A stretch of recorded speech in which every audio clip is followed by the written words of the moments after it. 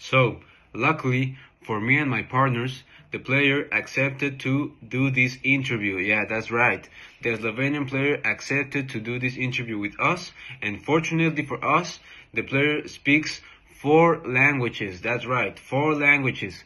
Being one of those languages, English. He speaks English very fluently, so that won't be a problem for us today. Hello, hello, wonderful people.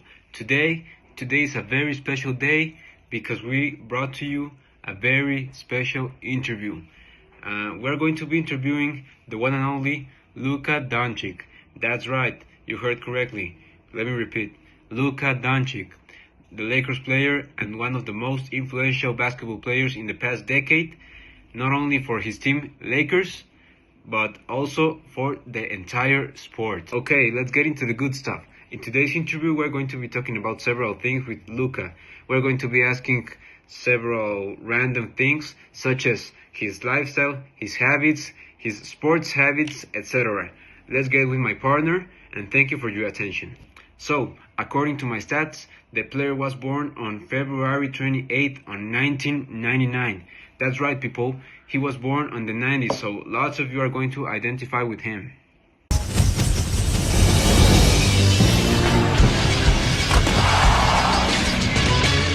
This is SportsCenter.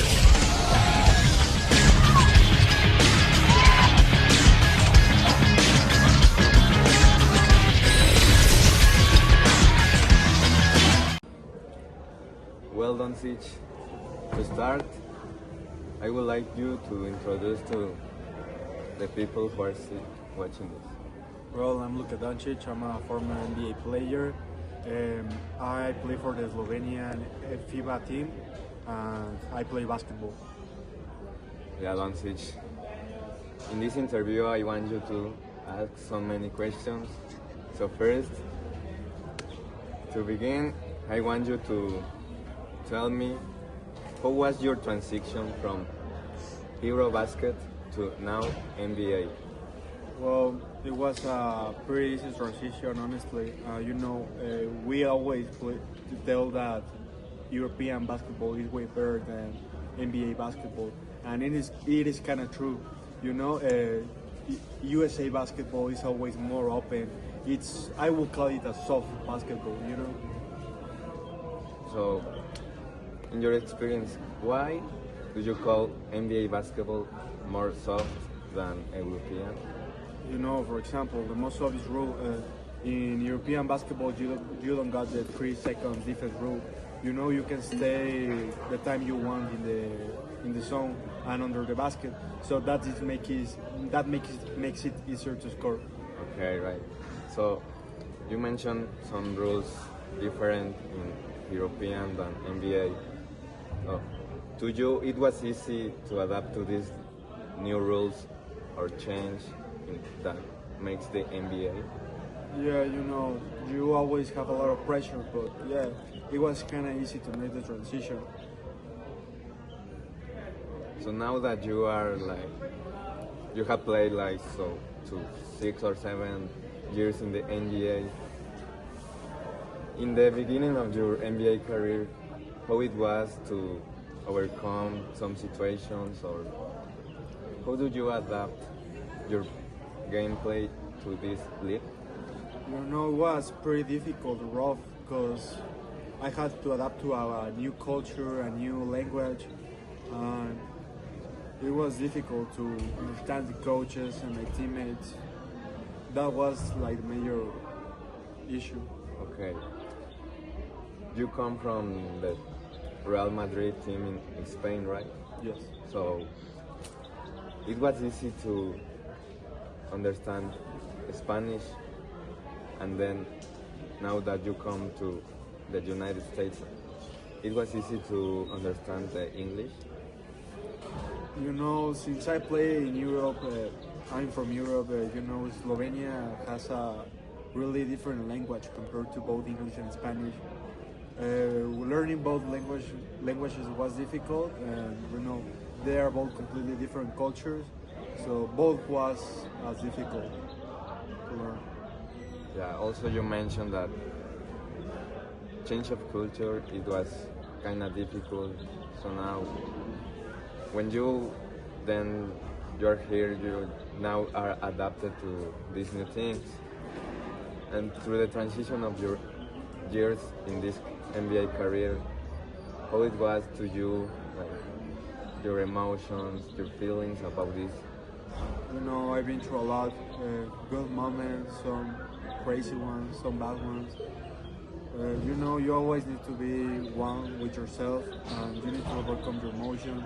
Basketball is a really mental sport, and overall, I think it's the most complete sport. So you know, you always need to be in touch with your feelings, your emotions. It's okay to have them, but you need to control them, especially in this league, because you know you can be fined for everything. Okay, right. So you can be fine, right? But now tell me, in the draft, how was your body feeling and your expectations to enter this league in that draft? You know, many people call the draft the night of your life. You know, and now that you said it, it was pretty weird. You know, that doesn't happen with really high picks, but I got traded. I was startly picked with Atlanta, but I got traded for the first time. And Yeah, right. Yeah. it was pretty weird, but I feel confident. I came to a great organization at the time. At the time. So tell me, how was you know, you was traded from the Atlanta Hawks to the Dallas Mavericks.